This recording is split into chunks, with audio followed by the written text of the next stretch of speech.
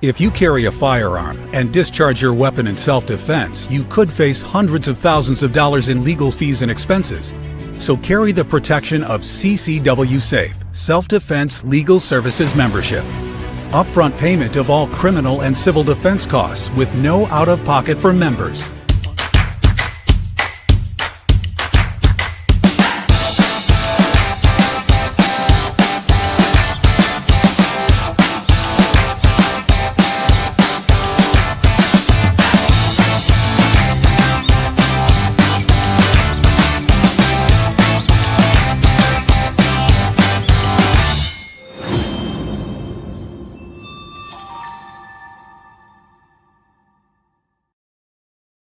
We are back. I'm Chris Evan, the CEO of Survival Dispatch. This evening, I will be joined by Khalid Muhammad, Jeff MD, Randy Nance, and S2. And we're going to be discussing post 9/11 2.0 complex coordinated terrorist attacks, the war of perception. So basically, media and narrative dominance, and this battle that's likely to unfold between insurgents and government for who has control of the public opinion and legitimacy. And I think we're already seeing signs of that, to be honest with you, as far as the Hamas protests are concerned, amongst other things. However, before we jump into the main topic and I bring everybody on stage, I'm going to share one more time the skyrocketing value of gold and the benefit of moving some of your retirement savings over to a gold-backed IRA with noblegoldinvestments.com. So this chart pretty much speaks for itself as far as what's happened with gold. I noticed somebody today in our private Signal chat said that by 2030, the value of gold is projected to be a minimum of $10,000 an ounce. So by moving a part of your retirement savings over to a gold-backed IRA with these guys, noblegoldinvestments.com, you're not subject to the volatility of the stock market, and you're probably going to see a lot higher ROI, and your money's not backed by paper at that point in time. It's backed by gold. So these guys are pretty cool. Like I mentioned before, Charlie Kirk worked with them. That made me think when they approached us, okay, they're worth taking a look at. Since then, we've had several Survival Dispatch longtime followers engage these guys, and every one of them's come back to me and said it's just been a fantastic experience dealing with Noble Gold plus their return on investment. So with that out of the way, we are going to go directly to the conflicted question of the night with the crew here. All right, and I think we might be missing Khalid. Let's get him in here as well. All right, S2, let her rip. All right, for those of you that are new joining us here, I'll go over the rules. We're going to read the conflicted question from the conflicted game deck. And we want to hear your answers. We'll go back and read it at the end of the show again, but we want you to think about this and give us your answers in the chat. Here we go. Oh, it's Gordon again. Everybody gets killed when Gordon's around. Okay. Gordon's children witnessed an attack on close family friends, which made their car burst into flames. The screams of the passengers forever scarring the children's innocence. What would you tell your children if they had to go through a traumatic experience like this? Good question. That'll be an interesting one. So hang out. We'll give you all of our answers at the end of the broadcast, but we want to see your answers in the live chat as well.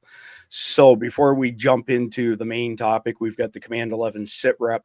Do me a favor and head over to survivaldispatch.news and sign up for a free account. We picked up 40 spots on the top 100 today, which is a pretty big jump. You don't have to pay, even just free members. Basically, the top 100 is who got the most new subscribers, over the previous 24 hours. So all of you who signed up yesterday, thank you very much. I appreciate it. Those who haven't signed up, please do so. It doesn't cost you a penny. You get lots of value out of it. I'll discuss what paying members get later on. So I have a late addition, guys, to the brief, and I got to play the whole thing. And it's a long video that I would normally not play this whole thing. And I'm not even going to take us off the screen because I want people to see our reactions. But Nick Freitas absolutely nails the current situation post Charlie Kirk's assassination. And I'm not going to influence anything. You got to hear it directly from him. This guy, though, has captured the essence of where we are at this juncture in America. So it's 2 minutes and 58 seconds. I'm going to play the whole thing. Now, with that being said, anybody on the panel, if he says something you want to comment on right away, just put your finger up. I'll catch it and I'll pause the video. Here we go. I am told that as a state representative, this is the moment where I'm supposed to express my heartfelt condolences and then stand in solidarity with those on the other side of the aisle as we condemn political violence and stand unified as one people. But we aren't one people, are we? The truth is we haven't been for some time now, and there is really no point in pretending anymore if there ever was. We are two very different peoples. We may occupy the same piece of geography, but that is where the similarities seem to abruptly end. I convinced myself for a long time that whenever the left called me a racist, a bigot, a sexist, a fascist, a threat to democracy, for even the most innocent of disagreements, that it was simply hyperbolic rhetoric done for effect. And now the effect is a widow and 2 orphaned children because the left couldn't bear the thought of a peaceful man debating them and winning. I don't think they realize it yet, but murdering Charlie is going to be remembered as the day where we finally woke up to what this fight really is. It is not a civil dispute among fellow countrymen. It's a war between diametrically opposed worldviews which cannot peacefully coexist with one another. One side will win and one side will lose. Charlie tried to win that fight through argumentation, through discussion, through peaceful resolution of differences, and the other side murdered him. Not because he was extreme or inciting violence or any other hyperbolic slur they hurled at him. They murdered him because he was effective, because he was unafraid, because he inspired others and made them feel like they had a voice, that they were not alone. And he did it at the very institutions which have fomented so much hatred toward conservatives. I don't want to stand in solidarity with the other side of the aisle. I want to defeat you. I want to defeat the godless ideology that kills babies in the womb, sterilizes confused children, turns our cities into cesspools of degeneracy and lawlessness, and that murdered Charlie Kirk. Social media is aflame right now with leftist celebration of Charlie's death. I wonder if any among them understand what has just happened. If there is a Yamamoto somewhere in their midst warning that all they have done is awoken a sleeping giant. I doubt it. I think they gave up such introspection and self-awareness long ago. I don't know exactly what will happen next. I just know that it won't be the same as what has happened in the past. There will be thoughts and prayers. Charlie would have wanted prayers, not for himself, but for those left behind and for the country that he loved. But then there will be a reckoning. My Christian faith requires me to love my enemies and pray for those who curse me. It does not require me to stand idly by in the midst of savagery and barbarism, quite the opposite. So every time I feel tired, every time I feel discouraged or overwhelmed, I am going to watch the video of a good man being murdered in Utah. I will force myself to watch it, and then I will return to the work of destroying the evil ideology responsible for that and so much more. Rest with God, Charlie. Your fight is over. Ours is just beginning. Phenomenal job on the part of Nick there. So, Khalid, I'm going to go to you first to get your input on Nick's, I guess, statement, for lack of a better term. Well, he's got part of it right. It's not 2 different peoples; it's 20 different peoples. There's so much division in the U.S. right now, whether it be political, whether it be religious, whether it be over domestic issues. The United States doesn't stand on one platform anymore on anything. I mean, even if you look at national security, the nation doesn't stand on one platform anymore.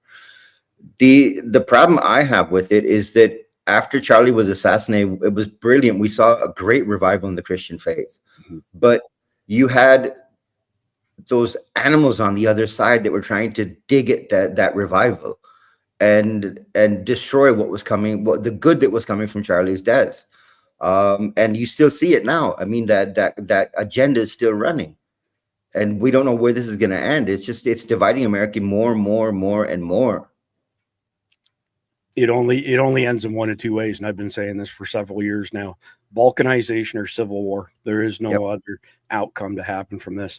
Jeff, love to hear your pearls of wisdom on Nick's statement. Well, he's absolutely right. And so is Khalid, because, we can't even agree on the damn First Amendment. I mean, you've got so many people on the left and more than a few people on the right who think they have a right to silence people who disagree with them. And they don't. And it's been going on for a long time. It actually, I think what really started this latest groundswell of censorship is the whole concept of hate speech. Mhm. There's no such thing as hate speech. There's just speech. And it can be hateful. But then a lot of that is in the eye of the beholder too, because it's like, what's offensive? I can say something that might offend Khalid and Randy's perfectly fine with it, or vice versa.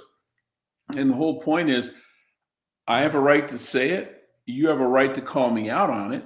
You don't have a right to assault me or shut me up. You can ignore me and you can marginalize me. And that's what you do. When someone's obnoxious like that, you just say, go away, leave me alone. I don't want to talk to you. But you don't put them in prison like they've been doing in Germany and Britain. You don't shoot them like they did with Charlie Kirk. And you've got to, and that's one of the basic tenets of this country is freedom of speech, freedom of religion, freedom of the press, freedom of assembly, and the right to keep and bear arms. And no, I am not forgetting the right to petition your government for grievances. That's also in the First Amendment, but that's not one that we normally worry about too much. So, but there's a big segment of our society that doesn't believe in any of that. They don't believe in the freedom of religion. They don't believe in freedom of the press. They don't believe in free speech. And it's frightening that we have moved that far away, or so many people have moved that far away from the basic tenet of what makes America, America. That's like being a Christian and not believing in Christ. Right. Yeah, exactly. Randy, your thoughts on this? You're on mute, Randy. I think back to when I was a kid growing up, you didn't, if you saw a little bit on the news, that was about it. But this kind of rhetoric happened up on the Hill. You know what I mean? It was politicians that did this amongst each other. Now, what they've done with, 24-hour news cycle and social media has moved that whole conversation down to the general public. And as we've all stated here, it really doesn't matter which side. You can listen to people just walk out the talking points, and really they have nothing else. There's no other conversation. And, it's why I've divided people up. I don't say left or right. I don't say any of that other stuff anymore, because it truly is people that hate this country and what it stands for, opposed to the people that still love this country and would like to preserve it as much as we can. And that's really what the sides are at this point. And then it just depends on what you believe and what sides you fall on. And then the kind of policies you back. Look, let's just take the White House, for example, man. Have you ever seen anybody freak out over because they're doing a little construction at the White House? It's ridiculous. But, we have the news that makes, or the media, and certainly plenty of politicians and people on both sides that have to grandstand and make some sort of big fit about every single thing every day. It doesn't matter what we do. Every single day we wake up to their crying and complain about it. But the sad fact is then we sit and watch them do the same exact thing or worse and pretend like, that's okay. The problem we have is, people have forgotten, some of all the old sayings that we all grew up with that you don't ever hear anymore, any of them. And one of the major ones was, you don't discuss politics and religion in public, and there's a reason why. And we're watching that play out right now in real time. Yeah, true story. ST, you're batting clean up. You're on mute. Ahmed Elmo. Yeah, but I wasn't talking. Elmo was. Oh, I'm sorry. Ahmed Elmo was. Hi, birthday girls. Yeah, I take a different view on all of this because I try to stay as objective as I can and don't get emotionally stressed over it all. And anybody that's been in and around a prison, you take a look at this and you look at the way things are starting to play out. And this is basically starting to play out like prison politics. They have certain limitations in jails and in prisons, and I think it's by design. For instance, they have in your cell block, you'll have one telephone, okay? and everybody has to get on the schedule to use that telephone. Well, if somebody gets a burr up their ass and they decide that they want to go out of line with that, that'll start a fight in the entire cell block, and nobody gets to use the phone then, because now they've been in a fight and now they're on lockdown.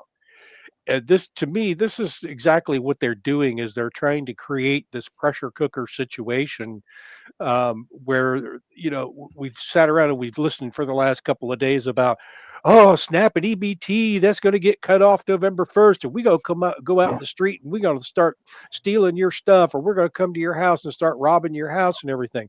This is what they're trying to do. And people need to stop falling for this shit and stop getting emotionally involved in this and step back and realize what it is. And they're trying to foment a war in this country on this soil. Well, And that, they're going to get it. They're going to end up getting it, because we're past the point of reconciliation as far as I'm concerned. I'm not reconciling with somebody who thinks they can cut their junk off and become the other sex, or anybody who thinks that somebody else can go through that. There's no reconciliation. We've passed the Rubicon on this, and it'll be a mess to restore America, if we ever can restore America, in my mind. Anyway, let's get into the assigned news story so we can get out of the main topic of the night. But Jeff, this first one's for you, and it's our friend Zoran Mandami saying that an Antifa activist says we're going to take out all the people we don't agree with, and then introduces Mandami. 59 seconds long. A New York State Assembly member who our movements got into office and who is accountable to our movements. As a reminder to all these politicians that we will take them out. We will take them out when they betray us. Please join me in welcoming Zoran Mamdani, New York State Assembly member. Hello, everyone! Who is ready to end U.S. military aid to Israel? I began my journey into organizing by co-founding my college's first Students for Justice in Palestine. I will fight, and we will fight until our final breaths, to ensure that Zionism is not an entity that has the power any longer to subject anyone to an apartheid system of government. Who is ready to say that anti-Zionism is not anti-Semitism? So, Jeff, first question I've got for you is, where do these people cross the line as far as public officials inciting violence and being held accountable for it? Because we've got a couple more coming up here tonight that are even worse than that. What they can always fall back on is when we say take them out, we mean electorally. Like Chuck Schumer will vote you out of office. So they can always just say it's just heated rhetoric. We didn't say kill anybody. We didn't say bullshit. Anybody. Well, yeah, it is bullshit. But it's the, it's parsing of words so that they can still stir people up, but dance just right up to the line, right up to the edge of the law, and then not step over. So they could easily say, well, you just interpreted that as violence. I interpreted that as we're going to primary you, or we're going to vote you out of office. So they can get away with that.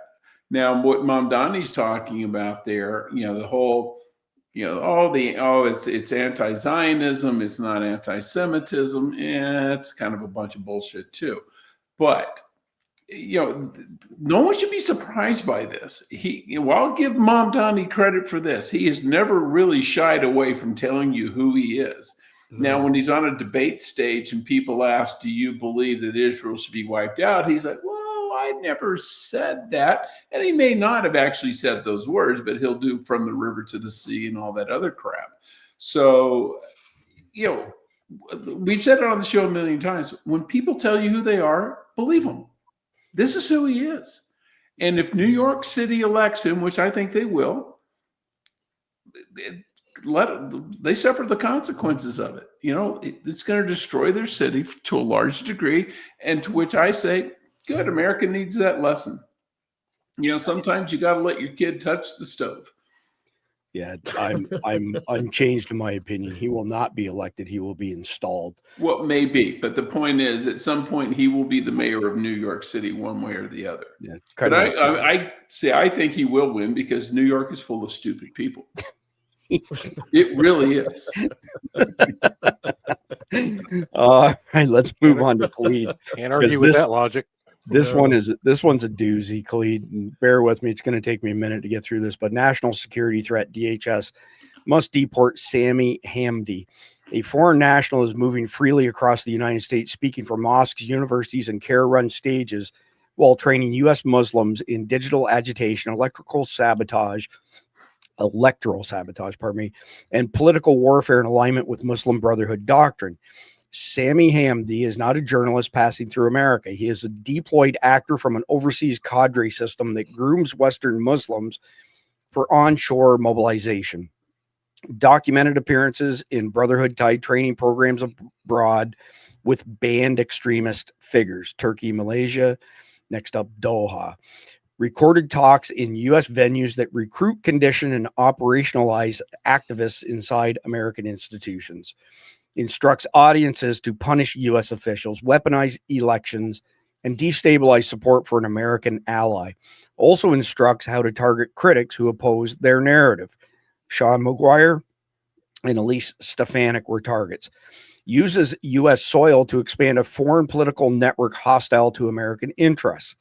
After already becoming part of that overseas mobilization pipeline, Hamdi then publicly praised Hamas hostage-taking as mercy and called the attackers victorious conduct, no less, that qualifies as espousing terrorist activity under INA 212A3B, yet he was still allowed into the United States. DHS has banned travelers for decades-old drug admissions and paperwork errors. It can and must act when a foreign national trains operatives on U.S. soil, builds a political bloc inside our country aligned with militant narratives and dangerous goals, openly endorses the actions of a designated terrorist organization. Remove him, bar re-entry, enforce the statute. Hamdi is now appearing across the country alongside some of America's most aggressive Islamic agitators, militant imams, and groups with documented terror-linked histories. We already have a domestic militant Islamic problem. Why is the United States admitting one of their allies and fellow recruiters and trainers onto our soil? Beware Florida. He will be headlining an event in Tampa on October 26th. Warn your officials. Disgusting. Why'd we let this guy in, Clede, and what can we do about him? Look, again, we come back to that same statement. This can all be solved by banning Muslim Brotherhood. And for some reason, the U.S. government is not willing to do that. If you ban Muslim Brotherhood, that ends radical and political Islam inside the United States, which is the problem with Islam for every Muslim in the world. What Muslim Brotherhood is doing is it's not accepted by good Muslims anywhere because we're not political. We're not radicals. People like this just give us all a bad name. And what he's doing in the U.S. is it's Muslim Brotherhood doctrine. Go recruit, go fundraise, go radicalize. Get people onto our platform so that we can turn them into radicals and use them for whatever we want. Simple example I'll give you. U.S. citizen Anwar al-Awlaki, the first American hit by a drone strike in Yemen, was radicalized by Muslim Brotherhood, was the imam of a Brooklyn mosque that was run by Muslim Brotherhood. Muslim Brotherhood moved him to Yemen and he became the head of Al-Qaeda Arabian Peninsula. How much more evidence do you guys need to ban him? The problem I have is the simple step that needs to be taken is stop Muslim Brotherhood. It's not being taken. Is there any question whatsoever that this guy's tied to the Muslim Brotherhood, or is it a well-established fact? No question. No question at all. He is Muslim Brotherhood. He is. Yeah. All right. Appreciate that. So S2, you're up next. Let me get your article pulled up here. All right. So this is one of Clede's posts earlier. For those in the U.S. who are motivated to do something to protect the nation in your neighborhoods, Check out the post below and get involved. When your government fails to protect you, citizens must stand up together. Oh, I personally know Old Ghost. So imagine that. And it just, but what are the chances that it would land on you during the show? All right, let her rip. What are the odds? Buy a lottery ticket before the night's out. S2, buy a lottery ticket. What was the question again? Sorry. When your government fails to protect you, citizens must stand up together is how Khalid ended that. But let's go with this. What specific community protection measures would you recommend for the average American neighborhoods? At a very basic level, you need to have a team. You can have a bunch of guys in your neighborhood that have guns, that are interested in guns and things like that, but that is not a team. Yeah. You need to get a team together that you train with so that you know that your training methods that you're using are consistent and that you would end up being a force to be reckoned with should something happen. At the second level of that, you need to start a community watch program. And that doesn't encompass just your team, that encompasses everybody in the neighborhood. We used to have a saying in this country, see something, say something. Now it's kind of like, well, maybe if you see something, because everybody's heads down in their weapon of mass distraction these days. Mm-hmm. The other thing that I would say is to have preparations in place should something like civil unrest occur and you're in a place where it can head to your neighborhood. I would have spools of barbed wire set up. Obviously, I have 2x4s in the garage waiting for things that I can build fortifications for. We can go further deep into this if we start getting into civil unrest, as you get some barriers put up in a specific way that will basically create a funnel for any traffic that comes through, and then you have checkpoints that you set up. But you have to drill these things with your team and your neighborhood so that they understand that when they come home someday, they might find their road blocked off and you're going to have to pass through the checkpoint. Yeah, ironically enough, this was the main topic of discussion last night between Khalid, Mike Glover, and myself, and you're in concert with that. Just want to mention to people in our audience, I just posted a URL to nnw.org, and that's the National Neighborhood Watch. So it's got advice on how to start a neighborhood watch. So a step down from a mutual assistance group where relationships are even more important. But this is a good place to start for those people who want to learn a little bit more about putting together a neighborhood watch program. So Randy, next one goes to you. Shocking, right? You know, the day before 9/11, Americans didn't think radical Islam was their problem. It's the whole reason you became a Green Beret. You should probably buy a lottery ticket too, Randy. So months before the 9/11 attacks, the line of Panshir Ahmad Shah Massoud warned U.S. intelligence officials that al-Qaeda was planning an attack on the U.S. homeland. His warning fell on deaf ears. Two days before 9/11, on orders from Osama bin Laden, he was assassinated by al-Qaeda operatives posing as journalists. Now, over 20 years later, Massoud's son, Ahmad Massoud, the exiled leader of the National Resistance Front of Afghanistan, echoes his father's warning. An attack on U.S. and European soil is very much possible now. It's not a matter of if, it's a matter of when, and that's from our friend Sarah Adams. 1 minute video, then coming straight to you, Randy.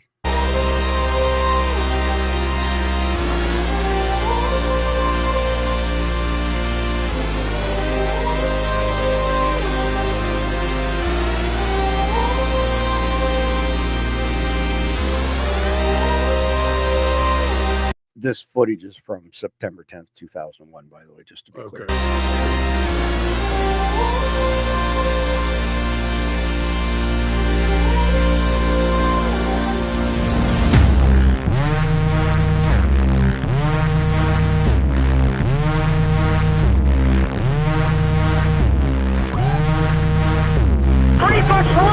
Save me! I'm in a Caspian truck!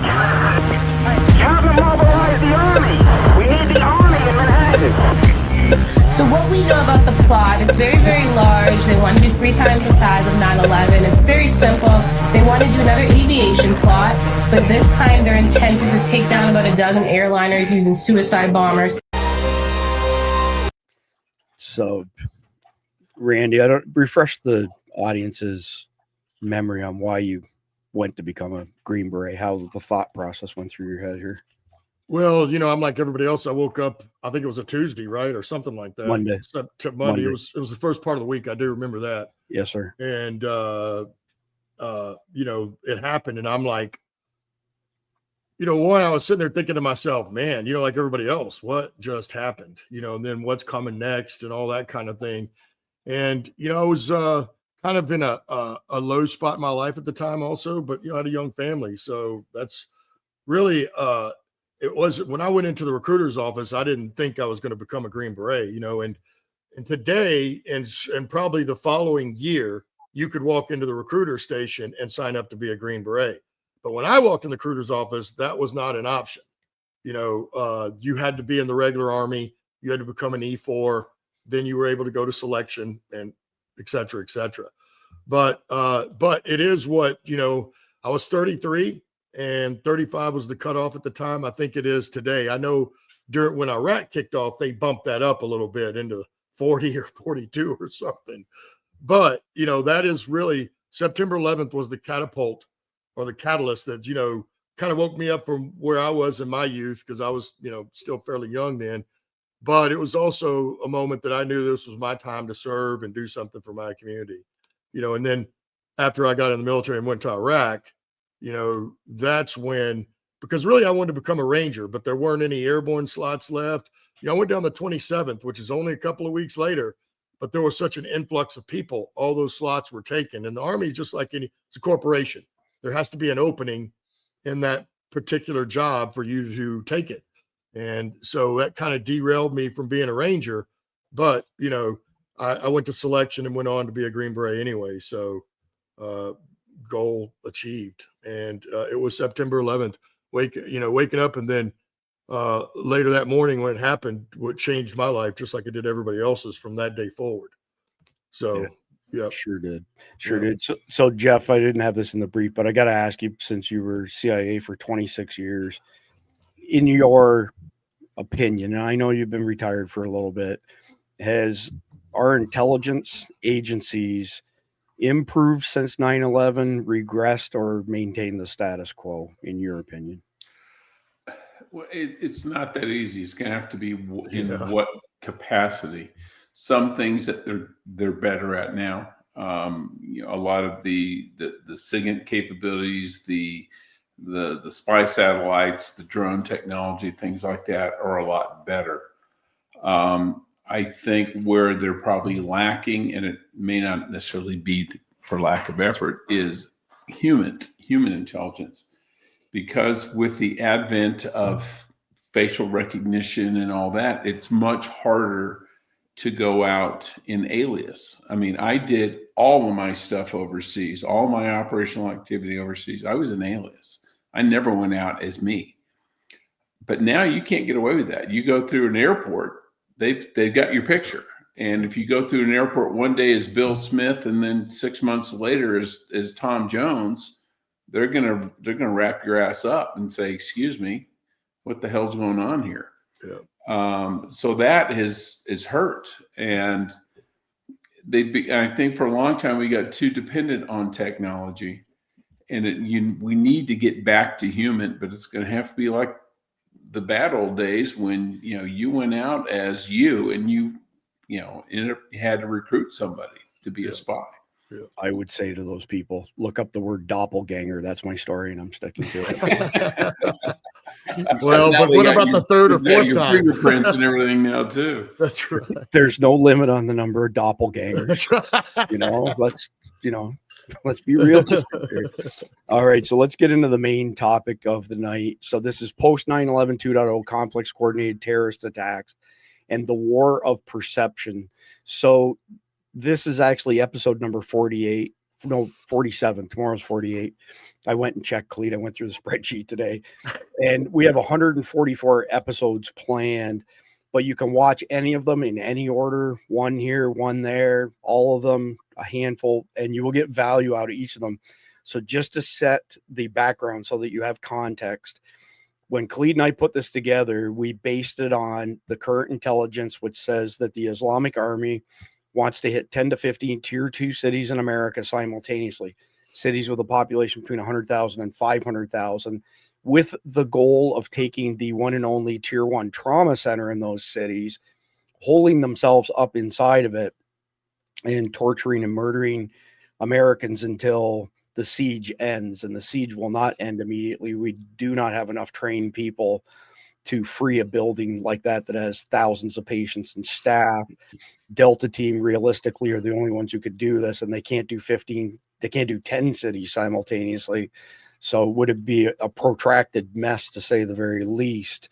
So with that context in mind, when I said the war of perception, this media and narrative dominance has been happening for quite some time now, and it will become even more important post 9/11 2.0. But the fight will be between, call it the government's legacy media agencies, all that crap, versus the insurgents. And under the banner of insurgents, we can put the 200,000 terrorists that the Biden administration released into the country, special interest aliens. That's what the DHS says under Mayorkas. They admitted to it.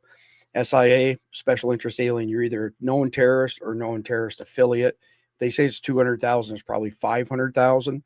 So the point being is that after 9/11 2.0 happens, we cross a major threshold. And after that, we will have terrorist attacks on a frequent basis, like they have in the Middle East and Africa in particular. Europe will be the same way. And you can't expect to admit hundreds of thousands of people who hate our guts that are Millions. Millions, I would say, for sure. I'm trying to stay, somewhat Conservative on the numbers, but you can't say that all those people were inserted into our country who hate our guts are going to do nothing about it. So this will last a very long time, which is why Khalid and I called this series The Long War. So it essentially, it's already started, right? The fight for, call it global security, is already shifting to this unseen battlefield, which is a key component of 5th generation warfare. There is no demarcation point. There is no front line of war. I mean, in this case, it's the war of perception, and that's already started, and it's only going to get more profound after these attacks. So, I mean, you have insurgents and governments already waging war through information. Just imagine what happens when the shit really hits the fan. So we talked about AI last night. How easy would it be for insurgents to put out some false news report that, they captured the White House, or they killed X amount of people, and put out some AI video with it that's virtually indiscernible from the real thing? What kind of a catalyst would that be to kick something else off? So controlling the story, controlling the narrative has always been the ultimate weapon, but more so post 9/11 2.0. And it'll shape everything from, public confidence to global power. Look at the stuff that's happened with Hamas. Hamas did horrible, despicable things on October 7th in Israel. I don't give a shit if you like Jewish people or not. I personally want nothing to do with it. I don't care for the Jewish side. I don't care for the Hamas side. I wish they'd just stay the hell out of our world, to be quite honest with you.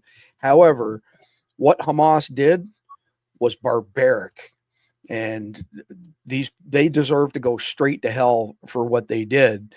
And yet somehow they've managed to turn a bunch of Americans' brains to shit by convincing them that they're some sort of righteous organization, and nothing could be further from the truth. They're assholes. The Israelis are assholes. They're all assholes. That's the asshole of the world as far as I'm concerned.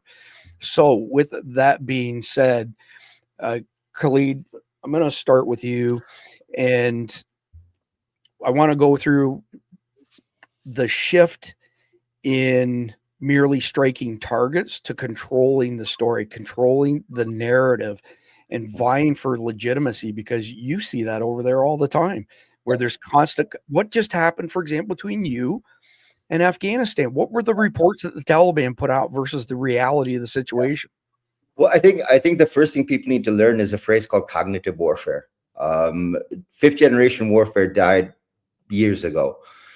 We are now operating in a world that's run by cognitive warfare. And cognitive warfare, the objective of cognitive warfare is to change your behavior. That's 5th generation was to change your thought process. Cognitive warfare actually changes your behavior, which is what we're seeing in the US. They have actually been able to use social media to change the behavior of good Americans into believing that a bad group, a bad actor, is actually a good actor. So we need to update our lingo here. Fifth generation warfare was great. That was the beginning of social media. We are now into the war of the minds. And once we understand that, we can handle this a lot better. When you talk about what happened in Afghanistan, this has been going on between us and Afghanistan since 2007, 2008. And it's just slowly stepped up, because now you've got so many global players that are helping them make videos, helping them with narratives, helping them get messages out. Before, we were waiting for, terrorist propaganda to come out. Now they have IDs on X, on Facebook. They've got YouTube channels. They have journalists in their pockets. They are now generating their own content. And on our side in Pakistan, we're going, okay, we just hit that target. And the Afghanistan turns around and goes, yeah, you hit that target. We just infiltrated Pakistan and killed 50 soldiers. I'm going, wait a minute, where did you infiltrate? You haven't crossed our border. But as they say, a lie gets around the world 100 times before the truth gets its pants on. And that's the problem, that you are literally creating lies. And people who don't know how to use Google, don't understand what's going on the other side of the world. And I mean, let's even look at the US. You don't know what's going on in the state next door to you. So how do you know who's telling you the truth and who's lying to you? And the story that the mainstream media puts out is nothing close to what reality is. So you're trusting social media influencers. Social media influencers are influencers. Why? Because they are monetizing their content, which means they're telling what we used in the intelligence world: 3 lies, 1 truth. So they'll tell you 3 lies and they'll bury 1 truth in there. And it looks so real that you go, yeah, they're telling us the truth. And you don't know how to differentiate between it. I was in a conference call 2 days ago and was with a guy who's a very high level political operative, dialed in across the country. And we were discussing one of his clients, and somebody on the call said, oh, he's a great influencer. And this guy said, whoa, stop. He's not an influencer. He's a personality. And it just kind of tweaked me the way he said it, because I don't think of us as influencers. I kind of thought of us as content creators, but in reality, I think he was right. It's personalities that people are drawn to, right? You have different levels now. I mean, because of the advent of social media, you now have different levels. You have opinion makers who you can actually stand by and say, yeah, what he's saying is actually true. I've cross-checked it. I've verified it. This is somebody I can trust. Then you have influencers who are monetizing their content, which means half of what they're telling you is a lie, or it's picked up from someplace else. They don't have the mental strength to back anything up, and they're just publishing it. Then there's creators. Creators are people that are generating their own content, but they're not in our world. They're not talking about big issues. They're talking about brands. They're talking about new products that have come out. They're generating their content that way. So when you look at 3 different levels, you understand it a lot better. I hate the influencer level, because that influencer's job is one and one only: to make money for themselves. Check this out, Clete. This is a very interesting title. I'm not going to read this article. It's long, but I will put it in the live chat. A difficult equation between the right to be informed, media freedoms, and media ethics on the role of media actors in confronting terrorism. I mean, they're not even hiding the fact that they're calling them actors. Well, so, Jeff, go ahead, Jeff. One big issue there, it said media ethics. Right. That's an oxymoron. Boy, howdy, is it ever. I don't disagree at all. So, Jeff, how would you characterize this shift from traditional terrorism to like narrative warfare? Because we've had these kinetic traditional terrorist acts, and now we've got this narrative warfare, which is tearing our country apart. And again, it's turned a bunch of people's brains to shit. It's a totally different level now. Well, it goes hand in hand, and it's not new. We're just seeing it on a much greater scale than before because of computers. It allows more information to get out quicker to more people. this is no different than Goebbels in World War II telling point. people that, Nazi Germany was the greatest thing since sliced bread, and that everybody was going to get a car, and they had, they just hyped up everything. And a lot of it was BS. Germans bought, the Volkswagen Beetle before, I forget what they called it back then, the people's car. And people lined up to buy those things before they were ever manufactured. And they put millions, if not billions of marks into that car. And they never delivered a one, because what they did is then when the war started, they go, oh, war's here. So they took all that money and bought tanks. But people were sold bill of goods, and you had the media reinforcing it. And then when people complained, they was, well, do you want Germany to lose the war? You're not patriotic enough? Okay, yeah, keep the money. We see that now. I mean, and from the terrorist standpoint, if they can cause dissension amongst your enemies, great. The Germans had, the Japanese had Tokyo Rose trying to demoralize American troops. The Germans had Lord Haha trying to demoralize the British. You try to attack the home front, and we did it kinetically. We bombed, we couldn't get the factories. Our bombers weren't accurate enough, so we dehoused the workers. We basically burned their cities down. We did the same thing to the Japanese. The idea was to demoralize the home front. And that's all the terrorists are trying to do here as well. Yeah, great analysis, by the way. S2, before I come to you, I just want to pull something up because Jeff tweaked me on it. Yes, I'm dating myself. But speaking of Germans and Volkswagen and terrorists, this is one of the all-time best commercials, in my opinion. It's only 32 seconds long for those of you who haven't seen it. It's worth watching.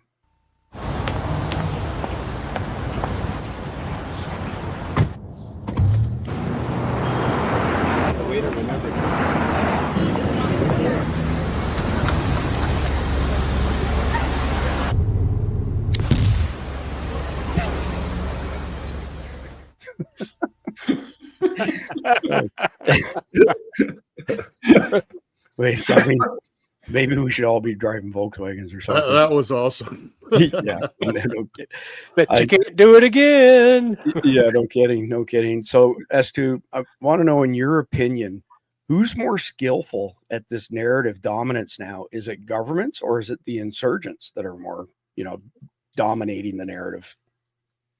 That's a really tough question, because I think you have equal talent on both sides. I think it just matters where people are in the emotional spectrum and what's going on in the moment. I watch trends about things that go on during the day about narratives, and I constantly watch them. It was like yesterday. We started off yesterday with Trump's burning down the White House. Right. Then we switched over to the Ukraine narrative, and then we were back to the Israeli narrative, all within like 3 hours. Yep. And to me, all of that was designed to shift the emotional focus of people to a point. It's almost like MK Ultra in a sense, where they're using psychological manipulation on people to get them confused to where they have one set of emotions 1 second, another set of emotions the next second, and they're blurring the lines between these subjects back and forth. And this went on all day yesterday. It was the same cycle over and over and over again. This morning I get up and we're back to Trump's burning down the White House again. Yeah. And, so on one side of it, like I said, I think it depends on where people are in their emotional spectrum throughout the day as to how effective the propaganda is. You do this enough times during the day, and people that are paying attention, you tend to get their emotions confused, and they may have this thought that is there 1 second, and then the narrative switches, and they have that same emotion that they had 1 second ago bleed over into the next narrative. So I see what they're doing. It's not hard to see if you watch it from an objective view like I try to do. I mean, I have some things, I roast politicians all day long, so that's pretty much what I do for fun. Especially Eric Swalwell. Too funny. But yeah, I think it's not a matter of skill. It's just a matter of how well you're able to manipulate people's emotions in a moment. Fair enough. Right. Fair And enough. I think they're all equal in that. It just depends on what emotion they're trying to generate and where they're trying to get people's emotional positions are at any point in the day. Yeah, it's either right place, right time, wrong place, wrong time as far as the effectiveness. Makes sense. So, Randy, question for you. Can you think of any examples where there was an attack or a campaign where the narrative outcome ended up mattering more than the physical damage? Well, I was going to say, that generally it's the bad people that, do a better job, because apparently getting a lie out first is more believable. Well, like Jeff said, the truth's still trying to get its pants on, and the lies already made it all around the world. And that's a fact. It's, I can't remember the exact, it was there's probably many, right, that we could pull from on this topic. The one I remember the most was when I was in Iraq, and it was one of those, I don't remember what the mission was. I was not on it. It was probably a tier 1 level, but we went in and took out a building of folks that, pretty much all had rifles. They were fighting back. But as soon as the smoke cleared, the bad guys went and cleaned up that scene, videoed, and then put some civilians in there, including women that were dead, and basically said, this is what they did. They came in and just waxed everybody. Wow. And none of these people even had weapons. They didn't fight back. It took the Pentagon 3 days to come out with what actually happened, but it didn't matter by that point. It was already, the damage was done. And my point to that is, we're watching it in real time. If you're a bad actor and you want to put out a lie, it's so much easier for everybody to believe. And certainly when you get out first and foremost, and look at our country right now, as we all talked about all the division, they've got everybody at such a fever pitch right now. It doesn't take but one more little, and they're off the deep end. And it's from one thing to the next, as we've watched since at least 2016, and maybe before that. It's been one thing after another. We don't ever really clear one thing out all the way anymore. Nothing. Not one topic, not one event do we clear all the way out, and we're already moved on to the next news cycle.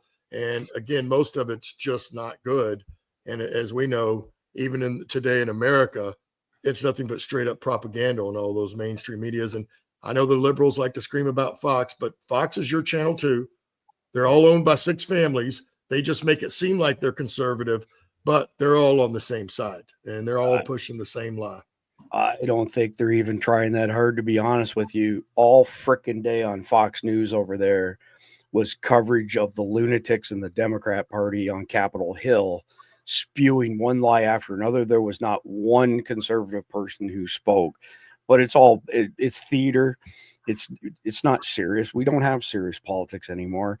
And I would just, my 2 cents on this whole thing, it's not one being better than the other. It's the fact that they're both liars, and some of them at a specific point in time can pull off a lie better than the other guy can. And that's what wins out in the end. But you mean I can't trust TMZ media? No.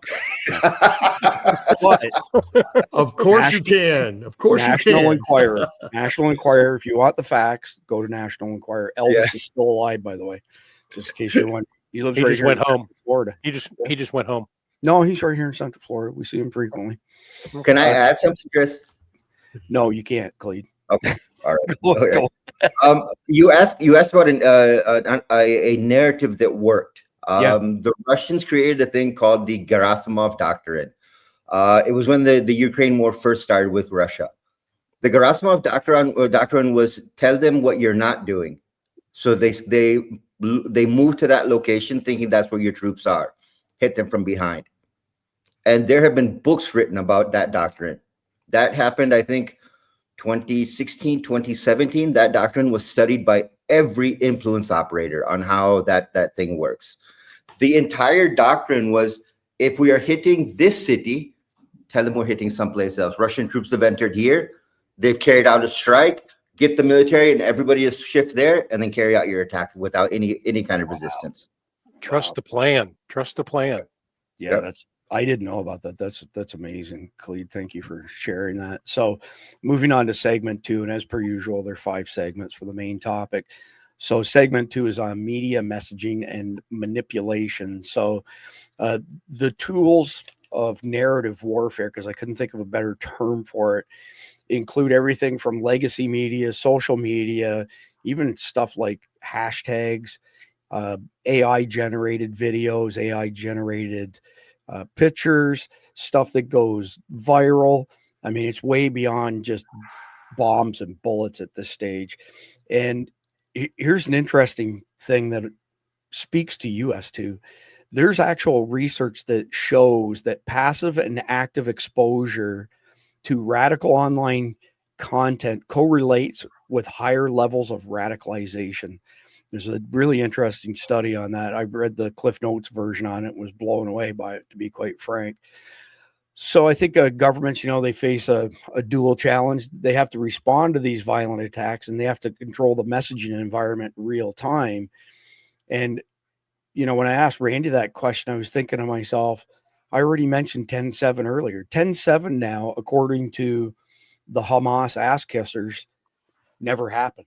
There was no 10/7. There was no, dismembering and rape and violence. That, that's bullshit. That's an urban legend. And they've succeeded in convincing the weakest minded people amongst us to believe that crap. And then, I mean, we've said this how many times? The media professionals have now become actors. They're all actors, and they're terrible actors, every last one of them. And, so the way that they present their stories, reporting, which is not reporting, it's acting, that has a tremendous influence on certain people. There's a lot of studies that show that baby boomers are still holding on to this concept of legacy media being the truth tellers. If it's on legacy media, it comes from the government, it must be true. Whereas Gen X and below, the believability, for lack of a better term, I just made that word up, from Gen X and down, is it just doesn't exist at all. And I think that the insurgents, and when I say insurgents in this context, it means everything from the Islamic Army and all the terrorists that fall under that, to the cartels, to the gangs like TDA, to, the soy boys known as Antifa, et cetera, et cetera. It's not just one, it's that entire, blob of shit, for lack of a better term. But I think they've done a better job of weaponizing digital platforms than the government has. Now, I know Trump has this, rapid response team, and I've caught some of the stuff they've done, and it's been much more effective than stuff in the past. But generally speaking, the insurgents, in my opinion, do a better job of leveraging social media in particular to get the narratives out just like that.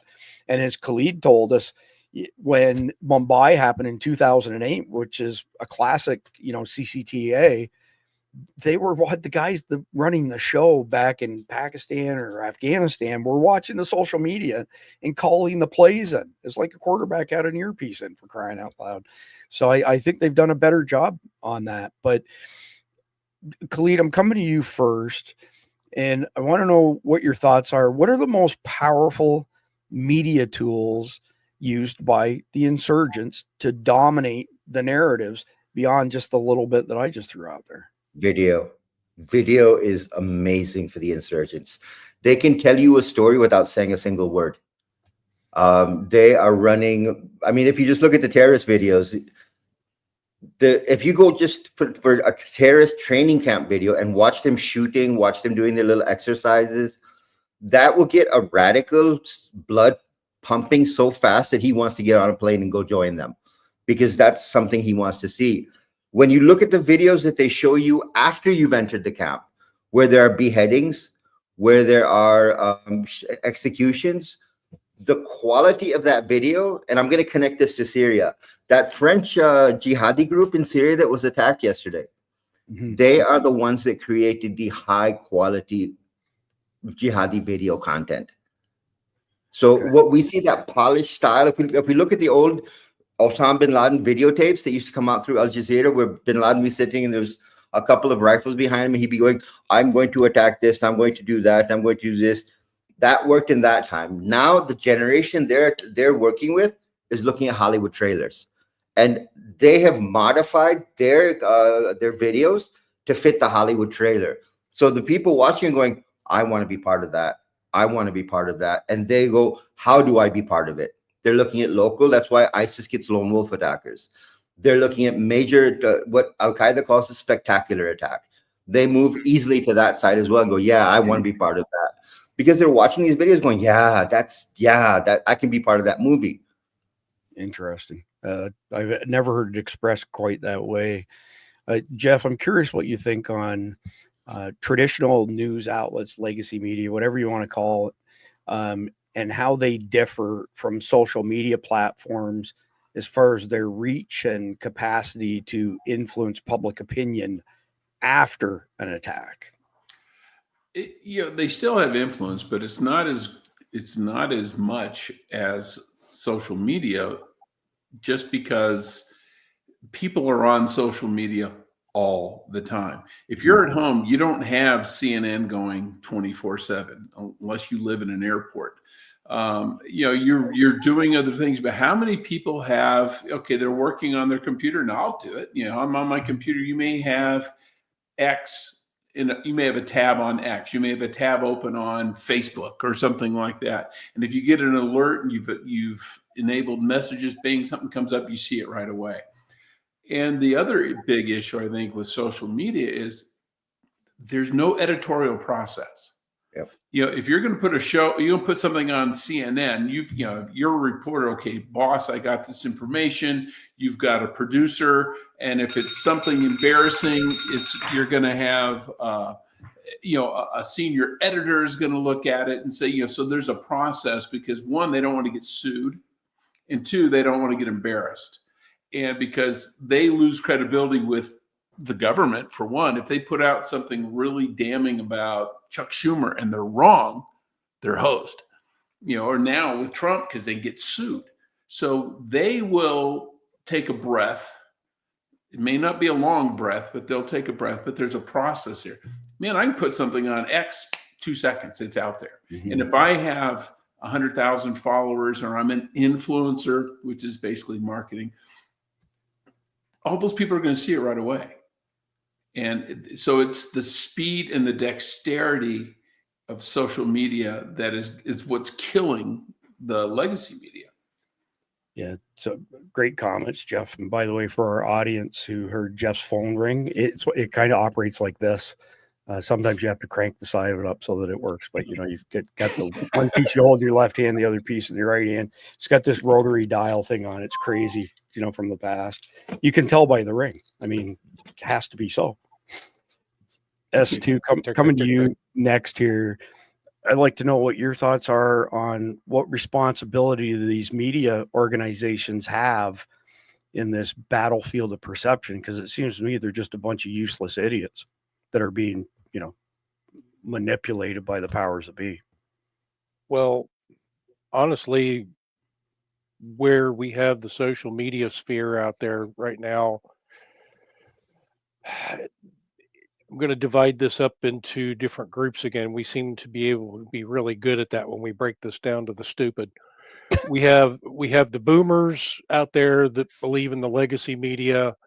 We have the Gen Xers who don't believe anything that the legacy media says, or we just don't give a shit because we never did, because that was how we were raised. Amen. And then you have the millennials and this other thing that's going on right now where they're more listening to personalities and they have no fucking clue of what's going on across the globe right now, or even in their own city. So if we take those groups out there and we look at what the media's responsibility is, we boil this down to the different media that people are listening to. And frankly, legacy media is gone. They're completely gone. They're lost. They're government controlled. They always have been. The propaganda is off the charts, specifically when we're talking about war. We had the Gulf of Tonkin incident that occurred, and just all kinds of other things that they've always lied about. And we find out 50 years later that Gulf of Tonkin wasn't real. And you tell that to a boomer and they're like, oh no, Walter Cronkite wouldn't have lied. Well, yeah, he did. But then we go down to the Gen X and maybe even some subset of the millennials, and where we tend to look at social media a lot. We, for some reason, have this uncanny ability to be able to discern bullshit better than other people. So we're kind of stuck in that middle frame right there when we look at something on social media and say, okay, I have all of these other facts in my head that don't support this. This is bullshit. And the responsibility that I think that we'll take those first two subsets there, they all have a responsibility to tell the truth. We know the subset one is not going to, so we have to discount that. But where we start looking at all of these other people out there that we call influencers and media outlets that we see in social media, they have the absolute responsibility to tell the truth and not spin the narrative. I mean, Glenn Beck, God bless him, love him, but it's very clear which side of the spectrum he falls on certain subjects. And a lot of times I don't agree with him. I think he does bring a lot of factual information to the table that the public does not know. You know, specifically lately, he's been talking a lot about Antifa and their networks and things like that. So that's actual. I can back up what he's saying with actual stuff that I know and my personal interactions with that. So the fact that if you run into these folks out there like Ryan Mata and those folks out there that are just spewing talking points where they're being, I don't think Ryan Mata's being paid to do it. I think he's just an asshole. Yes, I've met him several times. I can confirm your assertion. But it's a proven fact that a lot of these people are getting paid. We look at the thing that Israel just put out where they were spending $2 million to influence evangelical churches on the West Coast. They're getting paid. It's right there. How much are they paying Brad Parscale? It's an obscene amount of money. It's about $7,000 per post. Per post. Unreal. Or up to 7,000. But they're being given a script to read. They're not being objective in any way, shape, or form. And when you see those kinds of things going on, that is an element that has to be dealt with. And the only way to deal with that is the public's ability to discern what they're looking at and what they're hearing. Yep, fair enough. So, Randy, last question for you here on the second segment. Do you have any thoughts on how we could measure or evaluate success in a narrative campaign / war? Like, what are the metrics that actually matter that if they move the needle on it, one side or the other can declare victory, essentially? You're on mute, Randy. And somebody said, I'm you have to take a shot now. Yeah. You have to take a shot. Well, you know, that's kind of hard to discern today, right? Because I saw in the comments there, generally it would be if it's believable, right? If it's believable, people start sharing it, the message gets out there, and then a movement follows behind it, changes behavior. Yep. You would know it was successful. The problem today is, as we've mentioned, so many people don't bother to do their own research or anything else or look into things. And because it's on the internet, by God, it's true. It has to be true. So, it's really hard to discern what those metrics will be in this time and day, but with the exception of, well, does it gain any traction in the public specter as far as people believe it, it starts to change behaviors and actions, then you would know it would be successful. If it doesn't, it's not successful. It's a fact, and we have to realize the people that are basically, the ones that are having the think tanks that think this stuff out. These are really smart people. Just like we mentioned earlier, some of these things are more psychological now. It's even those news stories from day to day. Somebody real smart thought of this a long time ago, and it's no different than what the Russians did, what we talked about earlier, where they came up with this doctrine. They had smart people come up with these things, and then they employ them. And so that's what we're looking at. And now, even in the United States, man, no one can turn on the news and believe it anymore. Yeah. So where do you get that sliver of truth, you know what I mean, today that actually will move forward? I don't know. Well, I mean, the polls are pretty clear on that if you want to believe the polls, but I've heard it anecdotally from people that it's podcasters like us that many people turn to for the truth, right? I mean, Well, it is, but then you got to realize too that we get beat down from the mainstream media or the left that says we have no credibility. Yeah. Well, I mean, that's the simple thing that most scumbags elevate themselves by putting other people down, and that's how they make it. Well, that's a metric in itself. If you're getting beat down, you're over the target.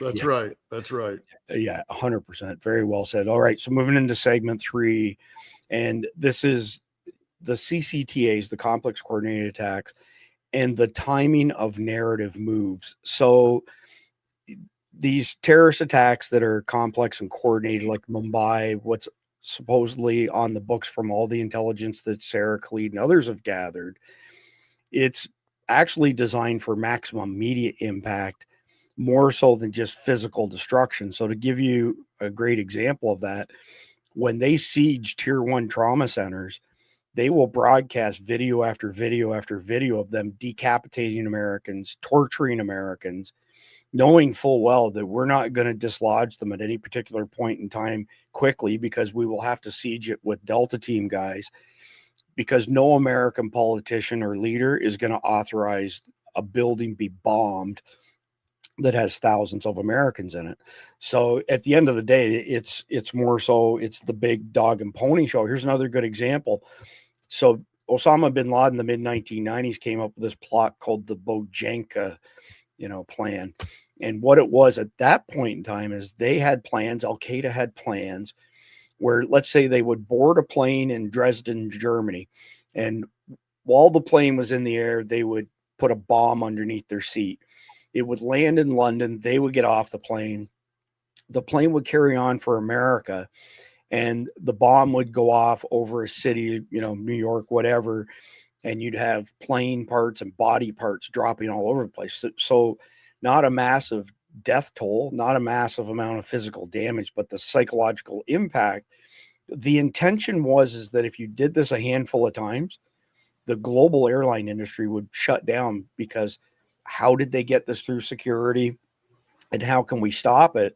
They would not allow planes to fly again, most likely after that, until they crack that nut. So again, it's not just the physical damage, it's these other things that count. So, Khalid can attest to this, and I'm going to go to him in just a second, but the sequence of events from the first strike from these sleeper cells to a social media surge, for lack of a better term, all of it's been choreographed. These guys are wicked smart that we're up against. These guys are not dummies, and they've spent their entire lives planning this stuff out. So, the government may respond in a military, manner, but if they don't respond to the narrative, I would say insurgents more often than not gain the symbolic, victory. And also what happens in the media in those first couple hours usually defines what the public perception is. So in other words, the Democrats, I contend, did not give a shit that if Donald Trump was going to have a judgment against him removed or overturned. All they wanted was that headline, because they knew that the lemming would memorize that headline and regurgitate it over and over again. Another great example, Christopher Wray going in front of the Congress last year and saying, well, Donald Trump wasn't shot on July 13th. That was just debris that came off the teleprompter, possibly a handrail close by. And then when you look at the footage, there's no damage to the teleprompter. He got shot with a bullet, for crying out loud. So that was on a Wednesday, late Friday night. It was like 10 p.m. Eastern. One-page letter came out from the FBI. Director Christopher Wray was wrong, and Donald Trump was actually shot. But they got the headline they wanted, and they knew that the sheeple would memorize and regurgitate it. So, and very few people noticed that little retraction. Correct. Which is their, standard MO, right? But at the end of the day, the control of images, footage, like Khalid mentioned, casualty counts, victim narratives, that those all become assets in the narrative war for one side or the other. So Khalid, coming to you, how do insurgents, and again, I'm lumping everybody together, right? Insurgents is Islamic Army, it's Antifa, it's the cartels, it's the gangs like TDA. How do insurgents design attacks today differently to maximize the narrative damage? Well, the way it works, I mean, the way we've seen it is it starts maybe 2-3 months before the actual attack comes. If you follow Command 11 on X, you'll see we are engaging a lot of Afghani accounts that are spreading narrative that's false, and we're hammering them on it. So what they do is they start off 2 months beforehand, and they start laying the groundwork, slowly laying the groundwork. This is what's happened to us. This is what's happened. That victim narrative comes out. That our rights have been taken. They've done drone strikes on us. They've turned us into enemies. They've done this. And they slowly start to build step by step to that attack. When they carry out the attack, all the social media will go quiet for a little while. All of the mouthpieces will go quiet. Then you'll have that flood that comes back again. I'll give you an example. To this day, I still remember a video that came out in 2011 where the Taliban captured 7 Pakistani army soldiers, chopped off their heads, and played football with their heads. I still remember that video. I'll give you the second one. This is the reason why I don't call human rights organizations human rights organizations. They are terrorist rights organizations. We carried out a drone strike on a TTP camp in Afghanistan. When the videos came out, it was all women and children. There was not a single terrorist. All women and children. Look at what Pakistan did. They killed innocent civilians. No, we didn't.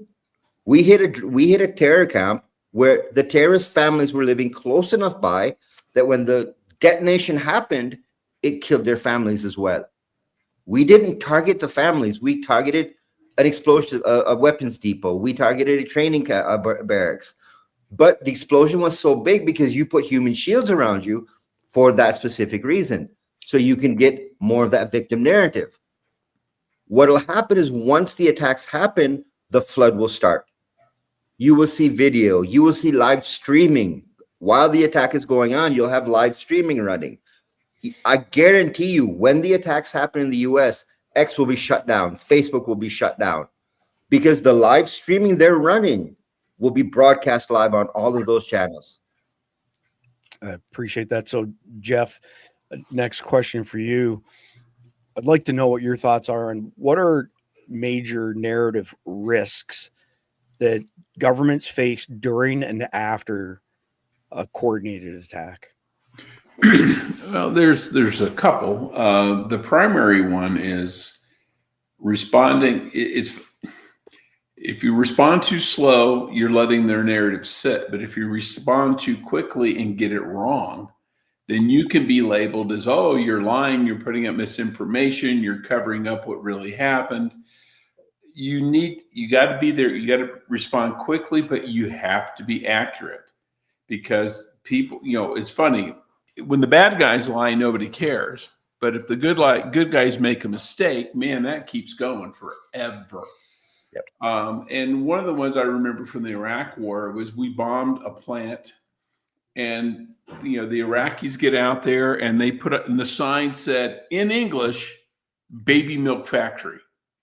Okay, first of all, have you ever seen a factory anywhere in the world that is labeled baby milk factory or dog food factory? No, it's Purina plant number 7 or something like that.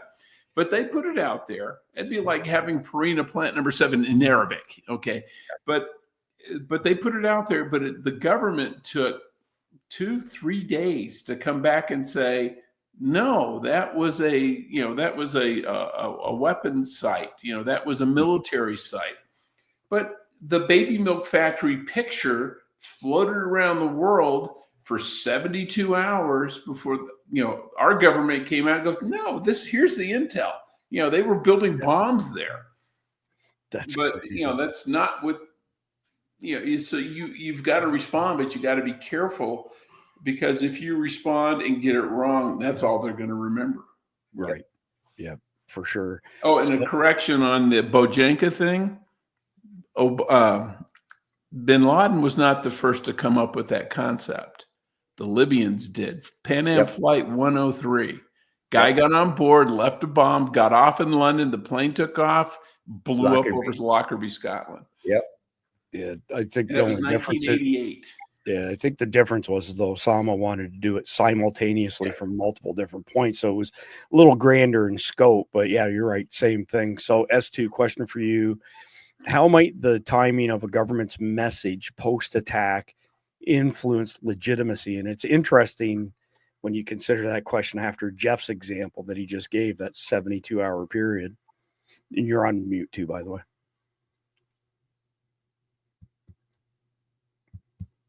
Yeah, but I still wasn't talking. Anyway.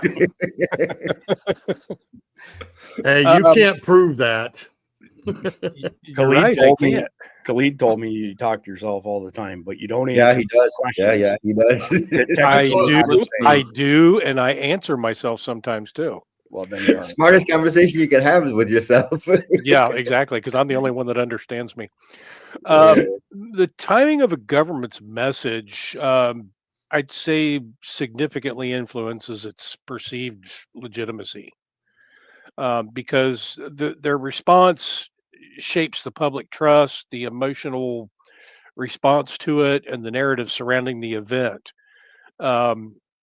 Draw on general principles of crisis communication and public perception with examples grounded in historical cases. The speed of responses, the immediacy, it prompts response signals, control, which means that, okay, we're sending this message out. We are in control. We have this situation under control. Rapid statements would address, okay, so let's take 9/11 for instance. We were all doing something at that point in time when we heard about this. I was walking out of a customer's house when I was doing field work for AT&T, and when I came out, I was on my way to the car when it actually happened. I got in the car, turned the radio on, and I heard about it. And I said, "This is a fucking joke. You got to be kidding me. This didn't happen." And then I went back into the customer's house and I said, "Turn on the TV." And I was like, "Holy shit, this really did happen." But I thought I was sitting in the middle of a War of the Worlds skit going on. Yeah. So the immediacy of it exudes control. The rapid statements address the public fear immediately, and it can counter misinformation as long as the government is being truthful in its response, and it sets the narrative before the hostile actors. Because let's face it, whoever draws first blood usually wins the fight. True story. So Randy, we'll wrap up the third segment with you. And I'm wondering what strategies you think governments could use to regain control of the narrative after they've fallen behind, or is it what S2 just said? And once you're behind, too bad, so sad, you're not going to regain it. Well, I just say we could look back at history, even recent history, but we can all the way go back to, when Jesus was resurrected.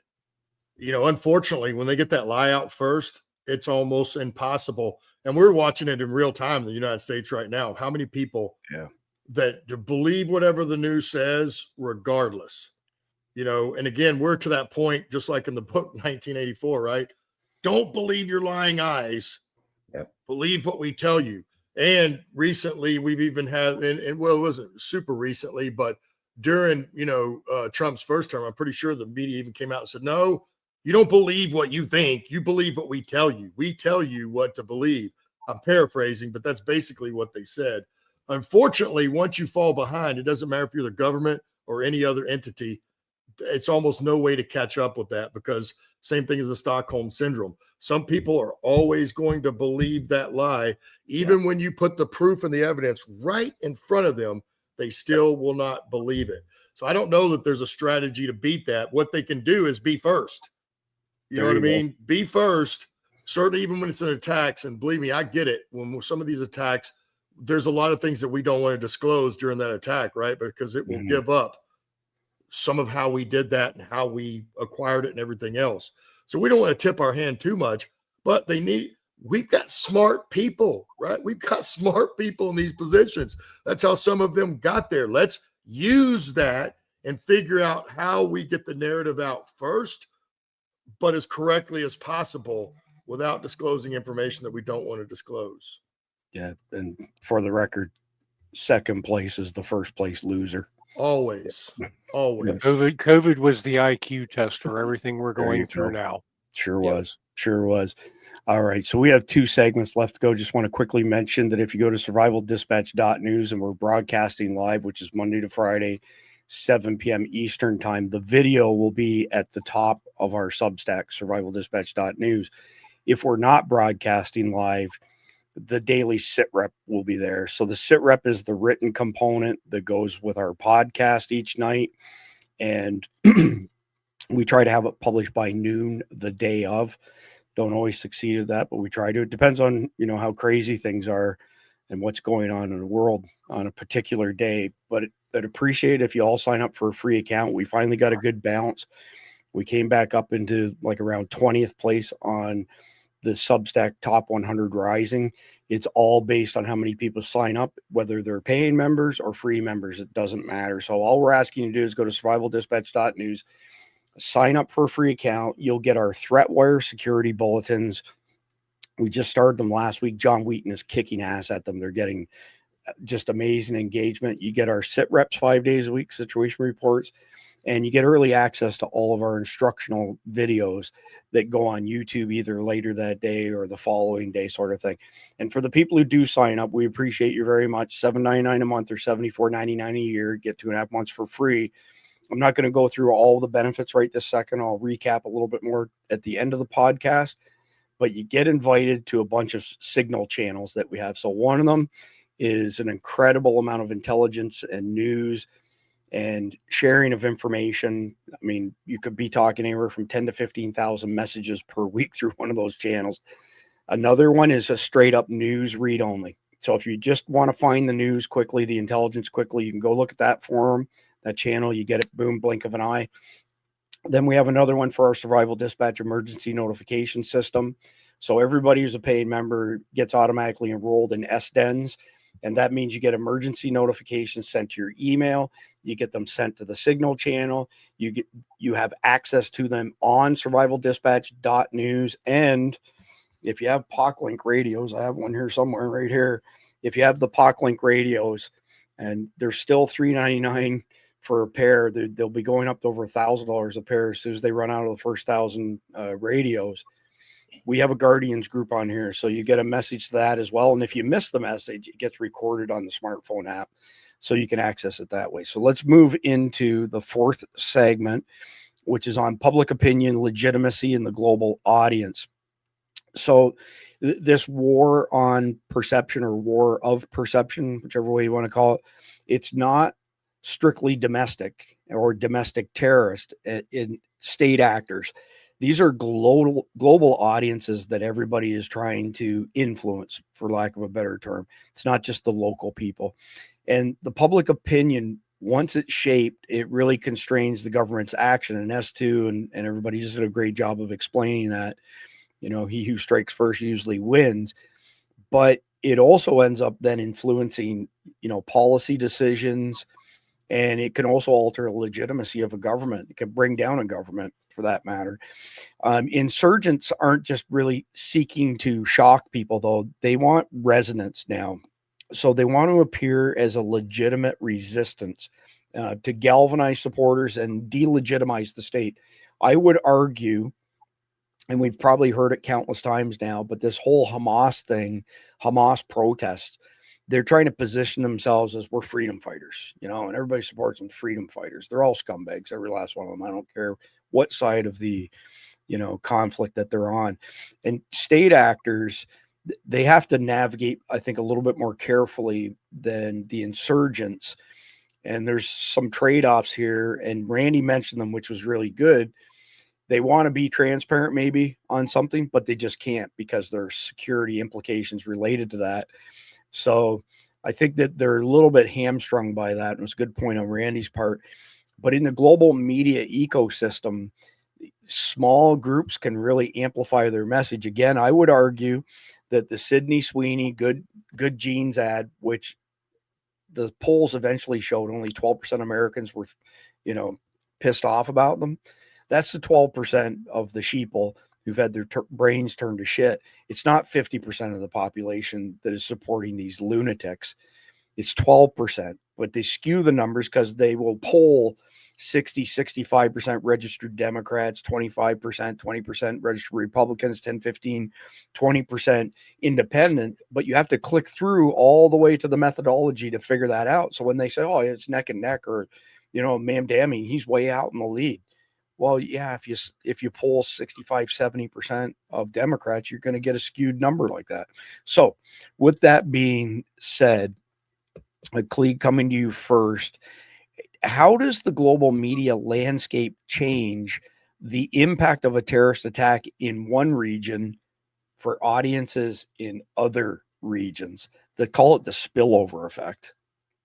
Well, the interesting part is how the government is able to control the narrative. What we've seen, like in Pakistan, and this is something that everyone's figured out now. We have people that are on X that are taking a paycheck from either a political party or from a government department or from the military. So when the military can't respond, they put the message out to one of the people they're paying, and they put the message out. So it's not a direct establishment response, but it's a response that rings true for the establishment. And what that does is whatever the bad actor is saying, it contradicts the bad actor. So it tries to keep the playing field level. Now, sometimes it works. Sometimes it's an absolute failure, because you get people, I'll put it this way. When you're talking about Pakistan, Afghanistan, we've got people sitting in the US commenting on what's going on here. You think you know what's going on, or do you think we know what's going on? And you're telling us, no, it's not like that. It's like this. It's like that. It's like this. I have friends in Afghanistan who told me this. Retired NDS, retired Afghan army, sitting in America, sitting in Europe, putting in their 2 cents and shifting the narrative. What you end up having is global warfare on social media. So while the kinetic attack is going on, you've got different proxy actors fighting on social media, trying to get control of the narrative. By the time the government can respond, the narrative is already so screwed up that you don't know where to put your foot first. And I can give you an example of this too. Khalid and I were going back and forth with this dopey account out there on X this week, where Khalid had put something about the MiG-29s that they had gotten. Yeah, we covered it last night. And this other dope out there said, "No, that's not true. I was in Iran and I have photographs and all this." And I'm like, "Whatever, dude." Sure you do, buddy. Pretty good chance that that's a bot these days. That it's not. Well, no, because he was responding. I mean, it's actually if you look at his bio, S2, he is based in Israel. He writes for the Israeli media. Of course, you're going to question what we're saying, because the whole point of us putting up, if you remember the post, Russia gave them the planes, and it's written right in the post. Russia gave them the planes in case Israel and the Americans attack Iran again. That's your entry point. You didn't see the post below it. You didn't comment on the post below it, where we said Israel has uncovered a new nuclear site. Nothing there. Yep. You hit the planes because you hit, wait a minute, that contradicts our narrative. Yeah, exactly. It was just uncovered that the Chinese have millions of AI bots set up now that carry on complete conversations. I know for a fact that some of the shit that's happened on our podcast with, supposedly people making comments is nothing more than AI. They're not even real people behind it. But anyway, Jeff, next one is for you. So what challenges do governments encounter when their legitimacy is undermined via one of these narratives, even if their military position is strong? Because it can undermine support at home, and let's face it, all things are politics. And it can, even more dangerously in the short term, it can undermine support abroad. If you are like the United States, we've got bases all over the world, but if a host nation all of a sudden decides we're the aggressors and we're the ones and we're killing babies and doing all this stuff, they may say, we don't want you here anymore, or you can't launch attacks from our facility, from our land. And we saw it with our European allies even. And when we were going to bomb Libya, France wouldn't let us fly over France. We had to fly all the way around France to get to Libya, and then bomb Gaddafi.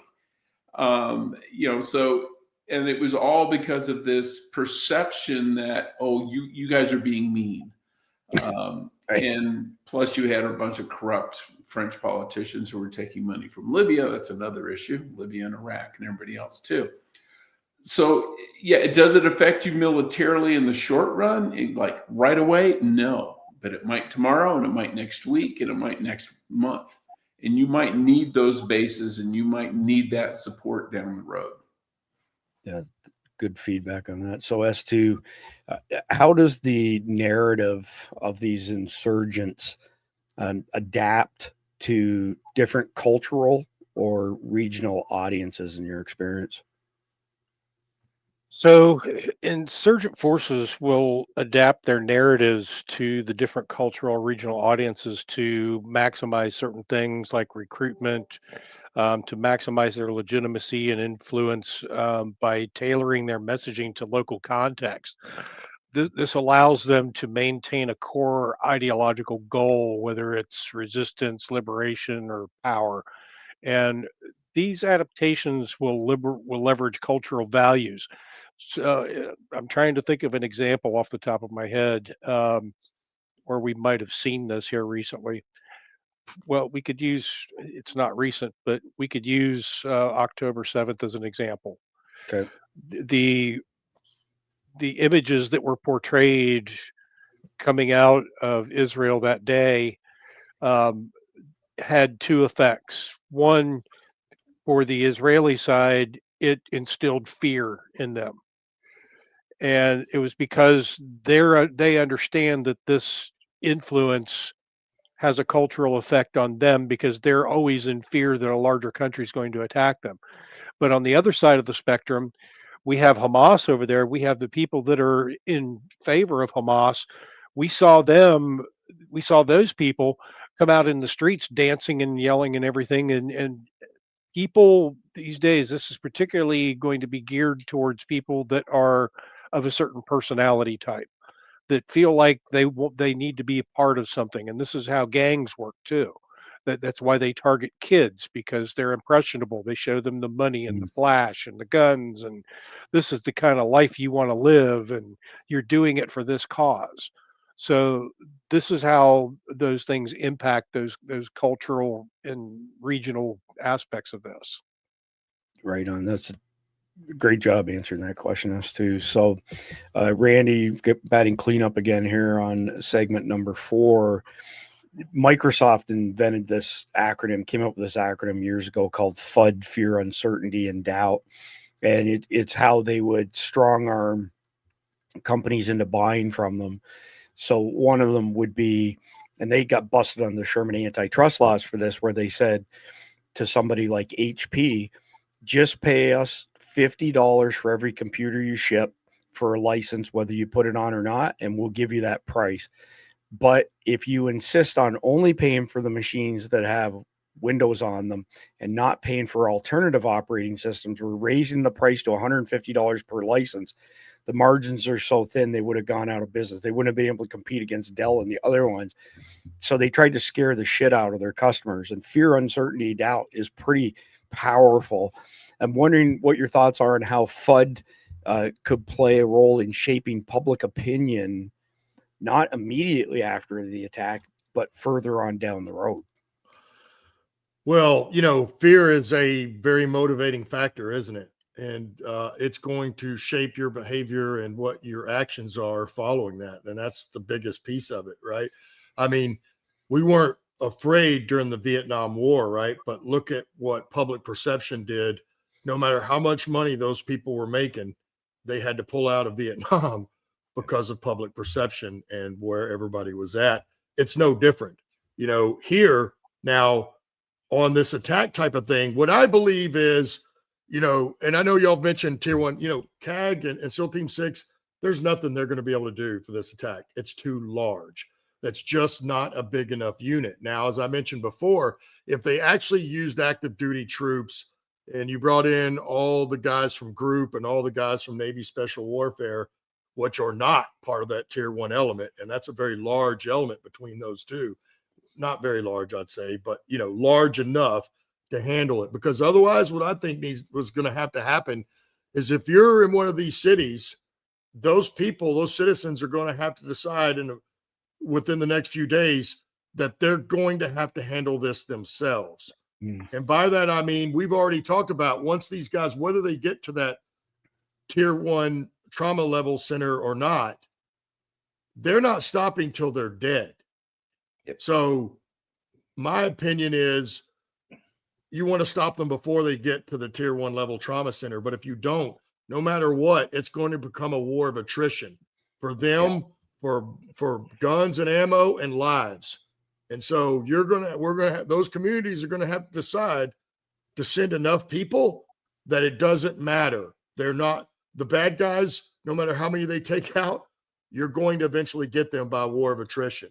And that's what I think fear could play a factor and stop that kind of movement or that train of thought or people getting up and saying, okay, let's go handle it ourselves. If they're afraid enough, they won't leave their house or wherever they're at that point.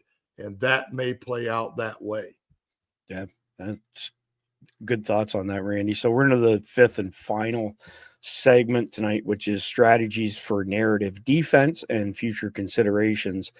So if narratives are part of the battlefield now, then defending your ability to control the narrative would be a very important thing for you to have in your wheelhouse. So governments, media organizations, society in general, tech platforms, there has to be some level of coordination to manage messaging and some element of accuracy and rapidly getting that out if we're going to counter what the insurgents are putting out there in social media and otherwise. Preemptive measures, I don't know. Building trust was one thing that came to mind. I don't know if sounds rather nebulous to me, though, when I think about it. But establishing credible spokespeople, that's a deal. I would argue that Carolyn Levitt has way more credibility than the upside down toilet brush that was, the face of the Biden administration, Karen Jean-Pierre. So just got to find my place in my notes here again because we have multiple points to wrap this up. Apologies for that. But the next point after that would be we covered the preemptive measures, credible spokesperson. I wanted to end on that. Media literacy, I guess, amongst the public as well. But the insurgent narrative advantage, could potentially linger if the governments retreat. Like if they don't respond to what's going on fast enough or they don't respond at all. I think that builds confusion. And then looking ahead, maybe the next frontier would include some sort of algorithmic manipulation, detecting deep fakes, social bots. But all those things, they just complicate the war for perception. And at the end of the day, perception is reality. So Khalid, what steps can governments and media institutions take to strengthen their resilience as far as controlling the narratives is concerned? Well, the biggest thing that you have to do is you have to find qualified spokespeople. And I'm not talking people in uniform. I'm not talking establishment people, because there's automatically going to be doubt when the government talks. Right. So you need people that are civilians that can carry a conversation, can carry your discussion points, that have already established a credibility out before the attack. You cannot create credibility during an attack, because there's so much going on that you don't know who to trust. If you have not been following them in the past, if you've not been listening to them in the past, you cannot trust them when an attack starts, because that's when you can get bad actors playing in social media as well. It's when you get bad actors playing on YouTube channels. It's when you get bad actors playing in the media. Take, for example, Charlie Kirk. How many different stories did we hear about Charlie? Yeah. And to this day, we still don't know what the truth is. And you turn around, you go, okay, that's just one recent example. Then we'll step it up and say, okay, let's look at what Joe Kent issued an alert. No one's talking about that alert. Yeah. Instead, you are talking about illegals. You are talking about the shutdown. You are talking about NBA gambling, but no one is focusing on the huge threat to national security. And trying to get people to understand that no matter how many spokesmen there are, no one's listening. Because the government, everyone trusts the government because it's a Trump administration. Everyone trusts Donald Trump's government. So if the government doesn't say anything, everyone goes, oh, well, there's nothing going on. Give you an example. Today, there was an interview released with Donald Trump that he'd done with Time Magazine where he said, I knew and was part of the pager operation against Hezbollah. I knew and was part of the operation to remove the Assad regime from government. Donald Trump wasn't president. Right. But the question that comes up is, okay, when you're not president, you still talk to foreign governments, though. So what was your role? And when you put that one piece out, you leave so many discussion points that people create their own understanding. And you can't do that before warfare. Because once warfare starts, you don't want people creating their own understanding. You want to give them the basis to understand what's really happening. The whole point of our 144 episode series is to help people understand what's going to happen before it happens. So you're not caught on the X and frozen, cold black. You've been trained, you've been given the knowledge, move forward with that. Yep. I couldn't have stated that better as far as our purpose in putting together this series. So, Jeff, in your opinion, how can tech platforms and social media companies contribute meaningfully to narrative defense? Well, they're going to have to be very vigilant as to the sources, where the stuff's coming from. Okay, if there's an attack and you're starting to get sources, and they know where these things originate, and they're all coming out of Iran or Afghanistan, and I'm not, and people are going to scream because it's a First Amendment thing, block them. Yeah, First Amendment applies to Americans, doesn't apply to Iran. They have there is software that detects deep fakes. Mm-hmm. They need to sit there and clamp down. Now, at least in the short term, because, there's a lot of deep fakes and memes and things like that, which may be harmless. But again, it's going to be one of these, okay, we're talking immediately after an attack. You're going to try to weed out the obviously false information as quickly as you can, because people are just going to see it and believe it. Yeah. And so somebody has to say, okay, this is a deep fake of the White House being blown up. It's like, well, my brother lives across the street, says it's not blown up, so I'm thinking he's right. So you remove that stuff. And, and if it turns out you were wrong and they were right, you can apologize later and just say, look, heat of the moment, we were trying to tamp down panic. And you're going to see it with, they're going to shut down the internet in some places. They're going to shut down that kind of stuff because they don't want panic spread.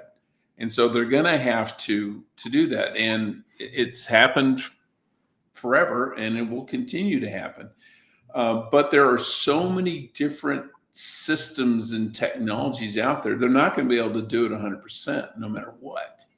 Well, how many times have we said that the risk of the grid or the internet going down during the attacks is slim to none because they want the message. The bad guys want everybody to know what they're doing before they do turn out the lights and turn off the data network. You got a good point. The government might have to step in and shut it down to stop the spread of propaganda. But even if the grid goes down, you still got people with generators, solar generators, and a Starlink terminal. They can still put stuff out. You can't close it. You can't close everything. Yeah, we saw that shit happening with Helene using HF frequency radios. Yeah. Good example, by the way, S2. So good timing as well. So S2, how do you foresee the challenges of deep fakes, bots, and algorithm manipulation affecting this war of perception? I mean, not by plan. Jeff set you up perfectly for this. Well, deep fakes, bots, and algorithmic manipulation pose some pretty significant challenges to the perception war. It comes down to a point of where it's between insurgents and governments, and in one hand, amplifying the insurgents' ability to control narratives while complicating efforts by people like us who are media literate and the authorities to maintain legitimacy, especially during a post-terrorist attack. And these technologies exploit the speed and reach of digital platforms very quickly. So it comes down to a point, and then you also have the thing where you, with algorithmic, where you have engagement. You have people that will click on a video and look at a video, and then because they're engaging with that video, it spreads like wildfire in an instant. Um, that's really kind of where I see that is it comes down to that first blood thing again that I mentioned, where if they're able to spread a message like wildfire within a matter of seconds, and we don't have technology in place that can stop it or interdict it, then it's going to spread, and you're going to have a lot of different people out there that are going to be thinking a lot of different things about what's really going on. Yeah, containment's a heck of a Exactly. challenge for sure. And so, Randy, you get to close out the entire segment, not just or the entire broadcast, I should say, at least as far as the main topic's concerned. What indicators do you think policymakers and analysts should monitor to try and understand when the narrative, the dominance of narrative, is shifting one way or the other? You're on mute too, Randy. It's by public perception mainly, certainly social media. If that's still up, you can see what everybody's posting, what they're saying and thinking in real time. And I'm sure they've got algorithms doing that. Let me look at this. I think it'll be looking like engagement rates, right? Like how Oh, for sure. many likes, comments, And shares, shared and all that stuff. kind of thing. That tells you. And then you look at behaviors and actions, like let's just take September 11th for happen. We shut down the country right after that for effectively at least a week, maybe a week and a half, 10 days, whether it be financial, travel, everything. But it wasn't just the government doing that. You can guarantee people were canceling flights before that happened over the next few days. I'm not getting on a plane. You'll be able to see what people's behaviors are of what they're actually believing, certainly in the large demographics of the entire nation or even the globe. We can watch those things in real time now, including, I think every big city, every large metroplex has one of those centers now for law enforcement, right? Where they're watching the cameras and the reports and everything else in real time. That's what we're going to have to use to get that indicators of what everybody's believing. And then what are they doing accordingly? Because of course that will dictate what everybody does next. Yeah, absolutely. So I would just say in closing here on our main topic that modern terrorism now has evolved from body counts to narrative control using media, social media manipulation, all to create fear and distrust before they even fire a shot, or even in between attacks, so to speak. But anyway, also developing critical media literacy by diversifying information sources for people. So in other words, we read everything far left, far right, everything in between. Then we seek the truth. We usually follow the money, and that's a pretty good indicator. But we would encourage all of you to do the same thing as well. Don't just watch the one narrative from whoever, Fox News, MSNBC, or whatever. Do some digging, question stuff. Don't believe it until you've seen, solid proof that it is absolutely true or not true. And I would say based on all the polls that we saw during the election last year, people like us, we don't have a dog in the hunt. We stand nothing to gain by manipulating the public with lies and bullshit stories. Whereas the other guys all stand to gain, whether it's legacy media, politicians, that's the currency that they trade in. So I think that makes private podcasters, independent podcasters, whatever you want to call, we have an element of, truthfulness that the other side doesn't have because we don't have a dog in the hunt at the end of the day. And I think understanding the psychological. And you also aspect. don't have a master telling you what you can say and can't say, Chris. That's 100%. Yeah, 100%. Good point, Randy. And I would finish by What about saying Cindy? right. I would finish by saying we have to understand the psychological tactics that are being used as well, because I think many people are completely blind to that and demand facts from whoever's telling you something. That's why we provide all of our sources and our sit reps. If you don't believe us, go do the research, come to your own conclusion. We don't have to agree on everything. We can agree to disagree on some stuff. Anyway, also, having local sources, like Jeff gave us a great one. My brother is across the road from the White House and it's not been razed to the ground. That's the kind of information that'll need to get out during this. So with all that being said, this is my favorite part of the broadcast. I love it. Here we go. 3, 2, 1.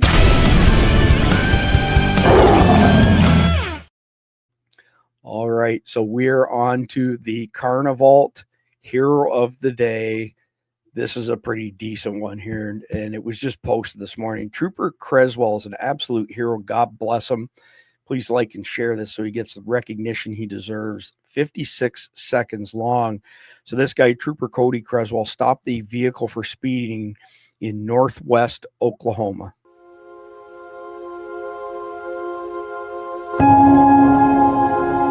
He immediately knew the 9-year-old inside needed help. OHP reports the boy was showing signs of distress and neglect. And the reason I'm reading it, because if you have a small screen, I get it. It's an eye test. Turns out the child was from New York. Missing for 45 days and the possible victim of human trafficking. Trooper Creswell knew of an emergency foster family that took the boy in while authorities investigated. And Trooper Creswell didn't stop there.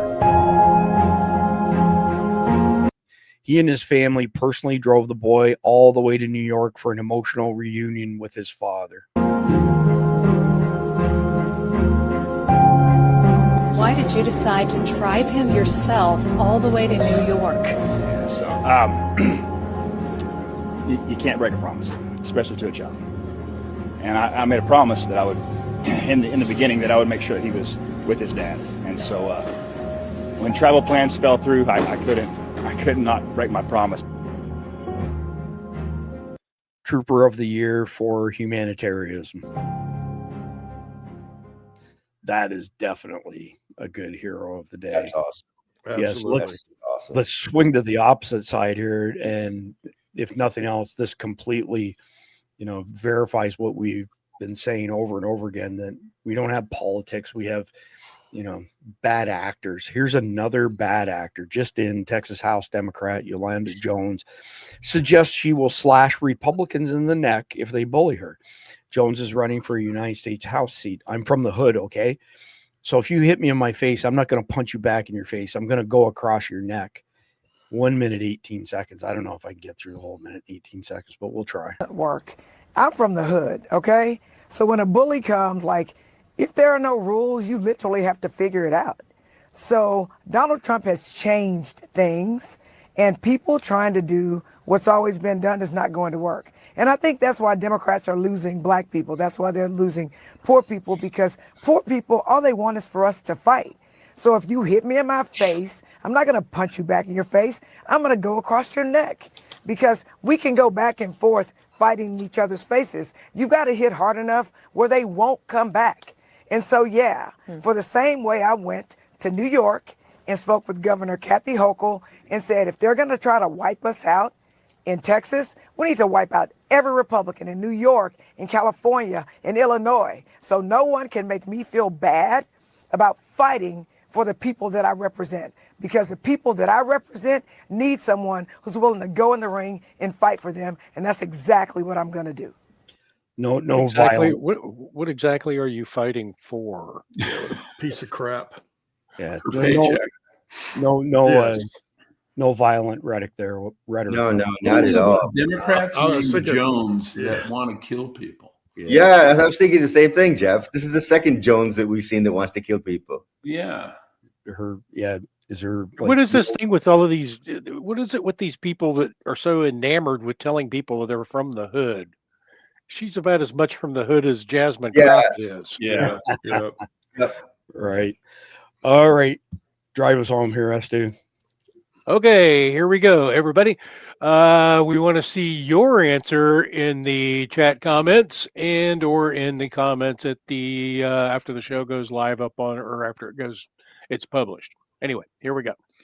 Gordon's children witnessed an attack on close family friends, which made their car burst into flames. The screams of the passengers forever scarring the children's innocence. What would you tell your children if they had to go through a traumatic experience like this? All right, so we're going to change it up a little bit since Randy batted cleanup all night. He gets the first crack at it. All right.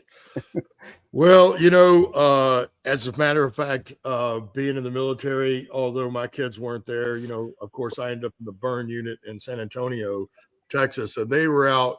Neither one of them were. My kids were 5 or 6 and 13 at the time. So you had to be 16 to get in the burn ICU. So they sat outside the burn unit in San Antonio, Texas at Brooke Army Medical Center for 3 weeks before they got to see me. And you can imagine all kinds of burn patients in all levels of recovery went by, and so you just have to explain to them that sometimes bad things happen to good people. You know what I mean? And in this case, they're never going to forget the hearing of those screams and someone burning to death. That's never, ever going away.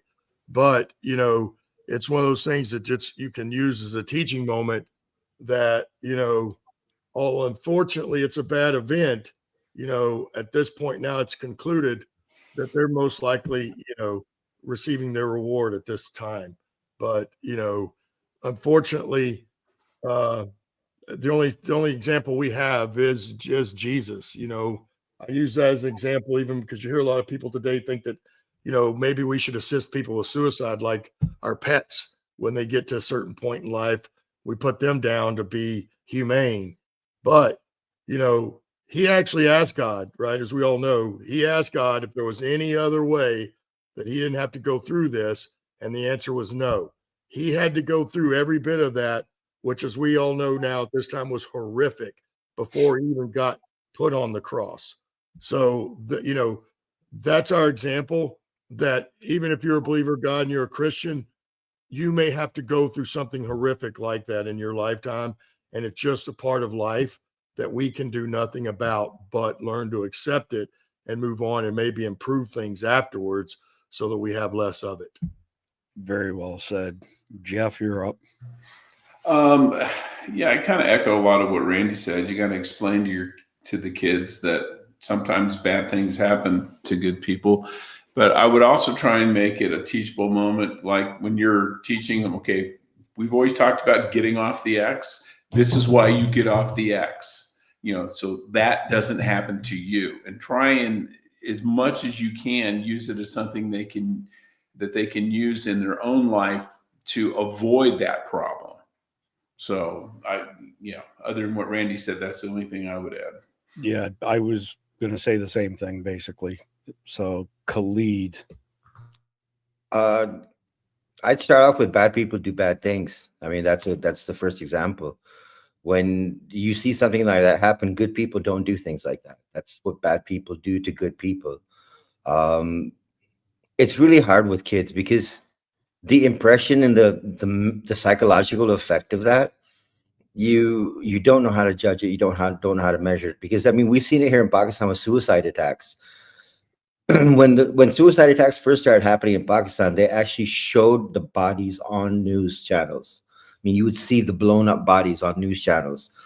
It took the government to pass a law saying, no, you don't show the bodies. That effect we can't change. There's a level that you have to understand that you have got to walk your kids back from that. And it's a process. It's not a one-time thing. You've got to take that time and walk them back from it, because that's going to keep playing in their heads. And as long as it keeps playing in their heads, they're going to have nightmares. They're going to be clingy. They're going to be very scared, because what if it happens to mommy and daddy? What if it happens to us as a family? And that you've got to walk them back from that. And that's a really difficult process. Yeah, no question. S2, you get final crack per usual. Damn, dude. Everybody took everything I was going to say. I would add to what everybody else has said by saying that we should have been training before this happened, and that you need to understand that this is why we train. Fair enough. Fair enough. I got to tell you, I was surprised that Khalid didn't say battlefield execution for the bad guys who attacked the car and made his kids go through this traumatic experience. Well, if we can find and never telegraph what you're going to do next. Yeah. Yep. Well, but maybe we should go back to putting the bad guys out in downtown where everybody walks past and sees what happens when you lead this type of a life and you do these types of things. This is where it ends. Right. That was really effective, Randy. I mean, if you think about it, that execution was extremely effective. Putting somebody in a chair and executing them, that doesn't have the same effect as a public hanging. I've always said we need to invest more in rope. Yeah. Well, I really think you should have a policy that however you killed someone, that should be done to you. So whatever you did gets done to you. So if you burn people up, we cover you in petrol and in gasoline, and we light you on fire. And go ahead, burn. See what it's like. I can't tell you how many times I've said that. It's simple, an eye for an eye sort of thing, right? Yep. So just a quick reminder, go to survivaldispatch.news. Please sign up for a free account. Free account, you get our threat line, threat wire, pardon me, security bulletins. I'm tired, man. I'm running on fumes per usual. You get our sit reps 5 days a week. You get our instructional videos. The people who sign up for $7.99 a month or $74.99 a year, which gets you 2.5 months for free, you get access to all of our signal channels. You get enrolled in the Survival Dispatch emergency notification system. You get direct access to the Survival Dispatch news team. You get $370 in our Survival Dispatch e-magazines, 37 that we sell for each one for $9.99 normally. You get all the sources for our daily sit reps. You get early access to content. You get behind the scenes content. And we really do appreciate everybody who's part of our Guardians community. It's absolutely exploded in the past 6 months. Cannot thank Carnivalt enough. These guys are our premier sponsor. When you go to carnivalt.com, if you use the code EATMEAT, all one word, you'll get 10% off. If you order over $99, you'll get free shipping as well. I spoke to Josh Bryant today.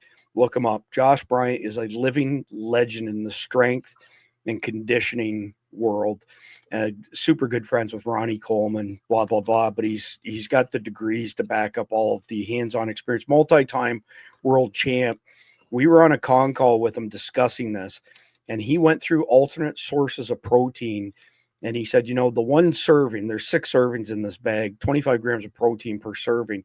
He said, if you're eating processed food to get the same, level of impact from the protein, you would have to eat upwards of 3 times as much of the crap food just to get the protein that you get out of this, because it's such high quality. This is all American animals, all American ranchers, all American bags, all American O2 absorbers, no mRNA, no antibiotics, no histamines, no bullshit going on in Argentina.